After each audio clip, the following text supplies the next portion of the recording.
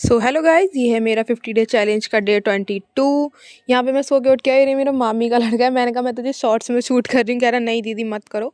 मैंने कहा नहीं, मैं तो तुझे करूँगी। फिर मुझे बहुत हंसी आने लगी क्योंकि ये बहुत ज़्यादा शर्माता है। ये मतलब ना उसमें ही बैठ गया। इसे ना प्यार बोलते तो ये उसी में छुप गया कि नहीं नहीं मुझे मत दिखाओ। मैंने कहा नहीं, मैं तो तुझे दिखाऊंगी। कहने लगा नहीं हट जाओ यहाँ से। मैंने कहा नहीं, मैं नहीं हटने वाली। फिर मैं छत पे गई थी, इतनी तेज आंधी और तूफान आ रहे थे कि भाई मौसम इतना अच्छा हो रहा था ना, इतनी तेज़ हवाएं चल रही थी कि बारिश तो पक्का ही आनी है। फिर उसके बाद मेरा भाई भी कह रहा था कि हाँ कितनी तेज़ हवा चल रही है। फिर मैं थोड़ा इधर जाने लगी तो देखा कि भाई वो कर क्या रहा है। देखो कि इतनी अच्छी मतलब इतनी तेज तेज हवा आने लग रही थी ना, वीडियो में पता नहीं चल रहा होगा कि मतलब कैसी आ रही है। उसके बाद मैं इसे देख रही थी, मैंने कहा ये वही लड़का है जो मैंने कच्छे में शूट किया था। फिर मैं रेडी हो गई थी।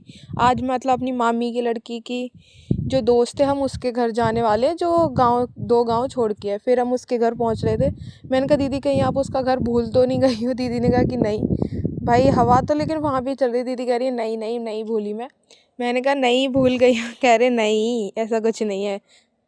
फिर हम उनके यहाँ पहुँचे, फिर गेट खटखटाया, फिर वो निकल के आई। वैसे इनकी दोस्त सो रही थी, हमारे आने की वजह से ही जगी हैं। देन हम उनके घर पहुँचे, फिर बहुत तेज़ बारिश आने लग गई थी उनके घर पहुँचते ही हमें।